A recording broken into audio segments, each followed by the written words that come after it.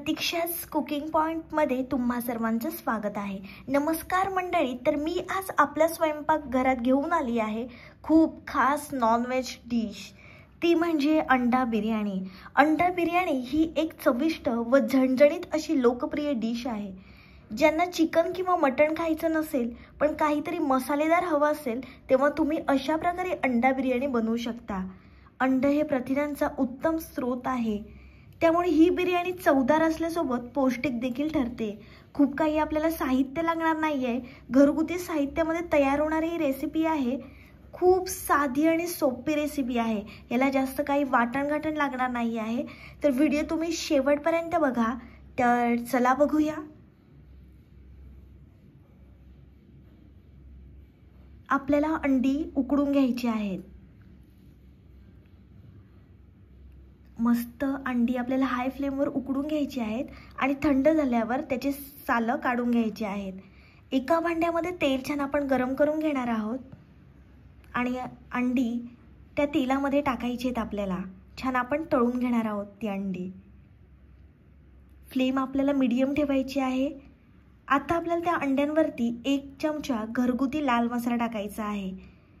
छान आपण हे परतून घेणार आहोत। फ्लेम आपल्याला मीडियम ठेवायची आहे।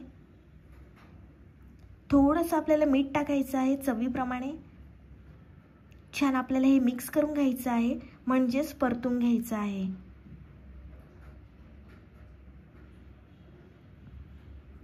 तीन ते 4 मिनिट ही अंडी आपल्याला छान परतून घ्यायची आहेत।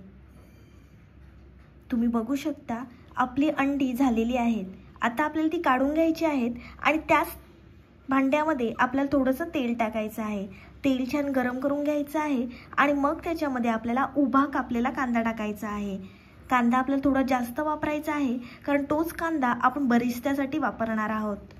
हाय फ्लेमवर कांदा छान आपल्याला परतून घ्यायचा आहे, म्हणजे जोपर्यंत कांदा छान कुरकुरीत होत नाही तोपर्यंत छान आपल्याला परतून घ्यायचा आहे। तुम्ही बघू शकता आपला कांदा छान लालसर झाला आहे। आता आपल्याला थोडासा कांदा काढून घ्यायचा आहे। हा कांदा आपण जेव्हा थर लावणार आहोत, जेव्हा दम देणार आहोत बिर्याणीला, तेव्हा वरून टाकण्यासाठी आपण काढून घेतला आहे। आता आपल्याला त्याच्यामध्ये उभा कापलेला टोमॅटो टाकायचा आहे। तो सुद्धा आपण छान परतून घेणार आहोत। छान आपल्याला मिक्स करायचं आहे। आता फ्लेम आपण हाय ठेवणार आहोत।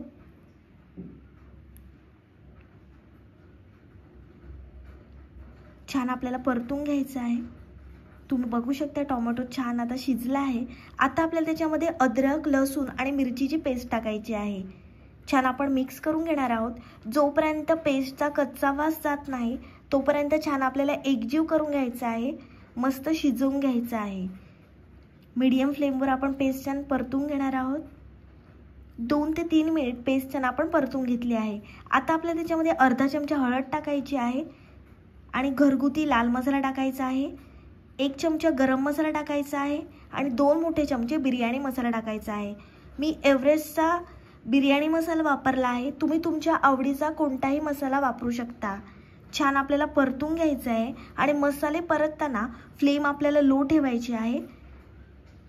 आता आपण थोडंसं पाणी टाकणार आहोत, मसाले जळून जाऊ नये म्हणून आपण थोडंसं पाणी टाकलं आहे। छान आपल्याला परतून घ्यायचं आहे, मिक्स करून घ्यायचं आहे।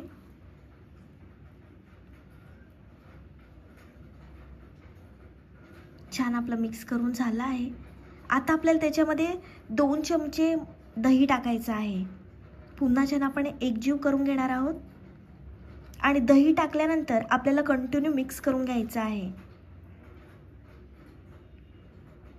छान आपण हे एकजीव करून घेणार आहोत। छान मिक्स करून झालं आहे। आता आपल्याला त्याच्यामध्ये थोडीशी कोथिंबीर टाकायची आहे। पुन्हा छान आपण हे मिक्स करून घेणार आहोत। तुम्ही पहिल्यांदाच माझी रेसिपी बघत असाल आणि अजूनपर्यंत चॅनलला सबस्क्राईब केलं नसेल तर जरूर चॅनलला सबस्क्राईब करा। आता आपल्याला त्याच्यामध्ये 1 कप पाणी टाकायचं आहे। छान आपण हे मिक्स करून घेणार आहोत।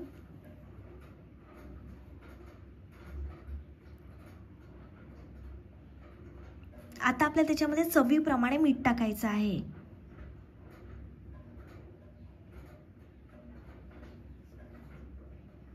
पुन्हा पुन्हा छान आपल्याला हे मीठ मिक्स करून घ्यायचं आहे.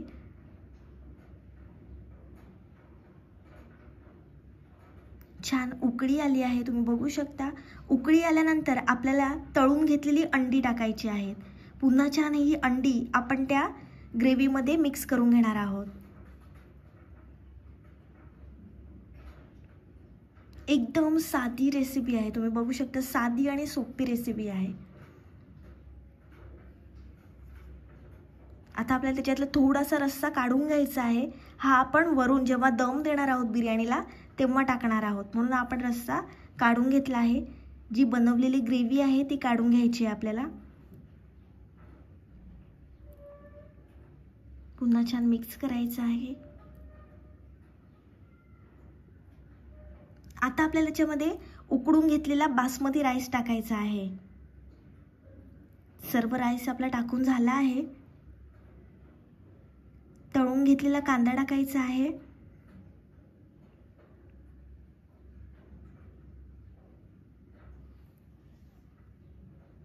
मस्त कांदा टाकून घेतला आहे आपण, तुम्ही बघू शकता. आता आपण त्याच्यावर बारीक कापलेली कोथिंबीर टाकणार आहोत.